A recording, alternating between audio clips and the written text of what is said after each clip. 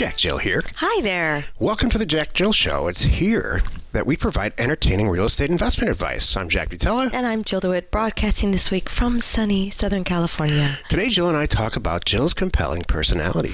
It's what everybody needs. Everybody really needs kind of a Jill on their team, I guess. Are you sure about this, Jack? I gotta say, when I read this title, I'm like, this can go a couple different ways. Because some days you think it's good, and sometimes I'm sure you want to throttle me. Oh my gosh! Tell me Come one on. time. Oh, one day where I said, you know what? We just need a little bit less of Jill. well, there are days that you think that I should be a little more serious, don't you think? And it's only when we work together. Oh, thank you. So that's it. So there is no gray area. Okay. Hey, let's take a question posted by one of our members on the jackjill.com online community. It's free. Okay. Jeff Yu shares, not Jeff Yu, like something else. It's his U is the first letter of his last name. Like, hey, Jeff Yu. He's got a wife. I bet she's used to saying that. That's a whole new saying. I'm going to start that. Oh, yeah, well, Jeff Yu back. That's good. I should use it on my brother. Yeah, Jeff Yu. The sound of radios clicking off all over the world. That's awesome. And Jack Yu and Mabel Yu. Mabel. I don't know. You know, it works with Jill Yu, too. Yeah, it does. All right. It says, hello, my name is Jeff, and I am from the Metro Detroit, Michigan area. I'm so sorry. I am just starting to learn about raw land investing. Yes, you can.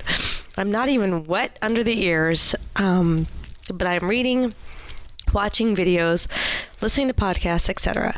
My wife... There is a wife. ...is not 99.9% bought onto this idea.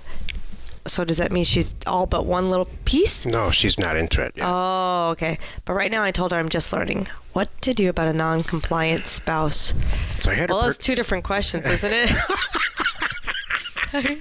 First of all, one is what do I do, and two is how do I handle a non-compliant spouse? Like, one is in life? My wife's not on board with this land investing thing, Right. And number two is what do I do about a non-compliant spouse? I'd like to tackle them as separate questions. So go ahead. I had our producers put this in here, Joe, for you. Oh, thank you. So what do you? I mean, I know you deal with this question a lot. Like, hey, I used to take calls. I don't know if you still do. I still do. I tell like when this situation comes around and my team or I are talking to future members asking us questions, whatever. I'm like, all right. I mean, I'll even ask that. Is everybody on the same page? Because if they are not, we all know this will not work. Even if it's great, if someone your team's not in there with you, they're not supporting you, it's not going to work. So, and I still say, hey, let's get them on the phone. And I did one just recently the other day where hey, I'm on speakerphone with my wife. I'm like, great. And what I usually tell whoever it is, let's say it's a guy and the wife, I always tell the guy, let her ask the questions, please. And that's good. And let's tackle that because you already get it and understand it. So usually it's a question of the wife is like, it's just questions that she doesn't understand it. And part of it is too, I think woman to woman, we can talk a little bit and, let's be honest, we women make different decisions and we are often more conservative than men, right? So when a woman can talk to another woman and go, oh, okay, now we can all calm down, ask some good questions, and really wrap our heads around this, and when I can, I just answer questions. And it's usually not about numbers. It's just kind of big picture stuff. What's been my experience? What is my role? What does she need to contribute? Kind of thing. How much time will it take away from him and the family? Whatever it is. Maybe he's got a day job or something that's holding her up. But here's what I think they're really asking, regardless of gender. Because there's so much malarkey out there. Like, are you real people? And does it work? Yeah. Or is this just one of those education programs out there? Let's face it, there's a lot of them. There's way more failure programs out there than success ones. Mm-hmm. So I'm sure what they're asking is, Jill, you own the company here. Does this work? If you apply yourself, can you actually succeed? Mm-hmm. That's what I want. And they want to know, how long have you been doing this? And they ask good questions like that. How long have you been doing this? And I tell them, okay, how many transactions? And usually when I answer those 2 questions, they go, oh, okay, this is nothing new and crazy. And even just lightly explaining the whole process, then they go, all right, I guess it does make sense. What if they ask you something like, my husband's got an old Chevy in the garage, and he thought he was going to finish that, and he's not going to finish this. Why is he going to finish this and not the Chevy? It's funny. Fortunately, I've not been asked that question, and so I'm sure that those questions do go on after they hang up the phone. Seriously, because I can just sense it. Because which is true. Once they talk to me and they realize, okay, this is something. This could be a good thing. They hang up the phone, and I'm sure the next question is, will you stick to it? And well, you know what? And I answered too soon, because sometimes that is part of their questions to help the husband stick to it. They do ask what kind of support we have, and we do offer a lot of support. We have crazy support here. And that's, I think, one of the differences in why our people in our world, our members are so successful, because we're right here. We're on the show. We have our weekly member call. They can do consulting with us. We have our online community. The online community I've never seen anything like that. I know. I mean, I intentionally developed a full-blown online community so we can all help each other. I know, and I'd like to take credit for that. Oh, my God. No, you developed it, but it was... Just kidding. Jill went on vacation. You created it. Literally went on vacation, and I said, we need something. And I sat and did it. Yep. From start to finish. I'm going to pat myself on the back a little bit. I have a handful of members that want to communicate. We got to make this happen. And he said, all right. And you did. It was in a weekend, and it was awesome. If you go to jackjill.com and hit and click on community, it takes you there. Mm-hmm. It's awesome. So now that covers that. What about a non-compliant spouse, Jack? What would you do? You've been married. Haven't you had a non-compliant spouse before? I have. How did you solve that? Well, it's interesting, because I think what goes on, I'm actually writing a book about this, about helping young men get over or get into or be successful, whatever. And I think that men try to emulate. They either emulate the environment they grew up in, or they do a 180 and say, geez, I don't want that. And they both fail, because you have a lot less control in any relationship than you really think. And the best thing you can do is just roll with it. Mm.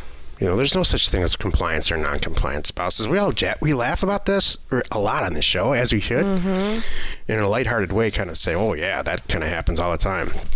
But the fact is, you just don't have too much control over all this stuff with people. Don't you think? You're pondering. I am. I'm not sure I buy that. So I just think you're either all together when you meet, and then you can plus or minus. It's like kids, they come out the way they are. You know what I think? Plus or minus 5%, they're going to change, but that's about it. Okay, so here's what I think. If you have a quote-unquote non-compliant spouse, I think that you have not either A, you don't have the same goals. That's what I mean. And you need to take a step back and figure that out. Well said. And then B, you haven't properly conveyed whatever it is you're trying to do. Because say this person, Jeff and his wife, their goals are, hey, baby, we're going to have $1 million in the bank by the time we're 40. Let's just say whatever it is. Okay, and she signed off on it. So now he needs to properly, and if she's not getting this, he needs to sit down with her and go, hey, I've done the math, and I can do a property a month or a week or whatever it is, and I figured out in 24 months we will be here. And you know what? It's pretty hard. And if you've really spent some time on it and you haven't done the math and it's a reasonable, it's not, I'm going to flip 2 of them for $500,000 each. You know, let's be honest. But you say, hey, look, I'm going to I could buy them for $1,000, sell them for $2,000, then make it to $4,000, then make it to $8,000. If you sit down with your wife and show that, then it's kind of hard to go. It's hard to argue with that, and then that solves the problem. People join our group because they really want to succeed financially. I don't think that there's any other reason that you would join our group. If there is, it's you should just go get some friends. You have a lot of spare time. Yeah. So and you got to be pretty motivated to spend some money and make the time commitment. So if you don't have a spouse that's like, oh, whatever, then that's a big problem. Right. It's a huge separation, I would say you probably have bigger problems than this. Oh, yeah, that's the whole point. Well, then again, you don't have the same goals, and that's a bigger problem. We're saying the same thing. So, thank you. Once again, well, it's not that usual that we say That's true, because I'm pretty compliant. Okay, well, that's the joke of the century. Oh, no. All right, move on. Move on. Yeah. Oh, how's that for compliance? Right. Hey, move on. Next topic. That's for you. It's an inside joke. Yep. Today's topic, Jill's compelling personality, which we kind of just went through. Thank you. This is the meat of the show. Uh-oh. I'm watching a movie on Netflix a few days ago when I was writing the topic here about Jim Carrey and his whole take on Andy Richter. So apparently, Jim Carrey tries to emulate Andy Richter as a comedian. Here I come to save the day. What's that? Didn't he do that? Didn't Andy Richter do that little thing, Mighty Mouse thing? I don't know. You ever saw Andy Richter? Wasn't he the Saturday Night Live guy that talked really? And then he was on Taxi. Yes. And did Latka. That's him. Well, he used to do that. He used to do that. Here I come to save the day. The Mighty Mouse thing. You never saw that skit? I never saw the Mighty Mouse skit. I just remember him from. Well, I watched the whole thing. And apparently, did a lot of other stuff. He would be him in his character, and he was like lip syncing to this little Mighty Mouse song on a little album, a little phonograph, whatever. So the thick of it is this. Yeah. What Jim Carrey said was, whoever you are in life, whether you're an accountant or whatever you are, I mean, I don't care if you're a fireman or a fire person or whatever, however you say that these days. Yeah, what's politically correct? You got to show up for that and kind of create that persona. He said most people never even know about it, and the ones who do don't implement it. But you have to become, you and I do it, Jill, and I think that's one of the reasons. It's Jill's compelling personality. It's one of the reasons that we do so well buying and selling real estate. Mm-hmm. You have to create a personality. You can't just walk around kind of like, do you ever watch an interview with a comedian or maybe like a sitcom star? I saw an interview with Kelsey Grammer one time, and he's just sitting there like with his head hanging, having the interview, and I'm like, well, where's Frasier? Or where's the character that he plays? And so that's what I think Jim Carrey was saying, you can't be on all the time, certainly, but if you're going to show up for a meeting or if you're going to show up on the phone with somebody who wants to buy a piece of real estate, create a kind of persona that's interesting and fun. And, maybe your kids don't know that person, but the person who's buying and selling or being a business owner or being an accountant, that should put some effort into that. I really think that it's important. Well, you know what, Jill? I learned that from you. Thank you. Before I met you, I did a version of it, I think subconsciously, but until I met you, because I know that's just naturally how you are. I think a lot of salespeople know this. Career salespeople know that you can't just sit there and say, and the product is really useful. You really have to show up. Exactly. Well, but it's not fake. No, I know. No, that's the thing about sometimes when it's enhancing your own personality. Sometimes when you say you salespeople, it sounds like you accountants. You have to be enthusiastic. You know what I mean? But so it's not like it's not a negative thing, and it shouldn't be a fake thing. So I don't want anybody to think that I'm walking around faking it all the time, because I'm not. This is actually how I am. I agree. Which is a little bit nutty to Jack at times. But so I was going to say I have. I've coached people about this and about excellent being because they're on the phone and they're like, okay, I want to be an investor. I'm like, well, then start calling yourself an investor. The minute you put $1 into something, you're investing in it. Just start acting like it. Put that hat on. Start acting like it. You are an investor, and then when these people start calling you back, never mind, you haven't really closed your first transaction yet. You're doing it. You are an investor. That's exactly what I mean. So you have to. Yeah, walk. What's the right term? Walk the walk, talk the talk. That's it. So there's a lot of different cliches that refer to it, but my point is, be the person that you think that they need you to be. That's what it comes down to. And I'm not saying being a chameleon. I'm not saying an altruistic go be everything to everyone. I'm just saying when somebody wants to buy a piece of real estate and you're on the phone with them. Or more importantly, or appropriately for us, when you're on the phone, you send a bunch of letters out and you're on the phone speaking with people who want to sell their real estate to you. What are their concerns? Meet that person from where they're coming. So they want to know they're going to get paid. They want to know it's going to be a smooth transaction. They want to know you're not a crook. And they want it to be relatively speedy, professional, and they want to know it's real. You're a stand-up person. Right. Kind of thing. Exactly. So I've heard you almost 1 million times on the phone with sellers, and you just naturally do it. And I think that it's way more special and unusual than you think.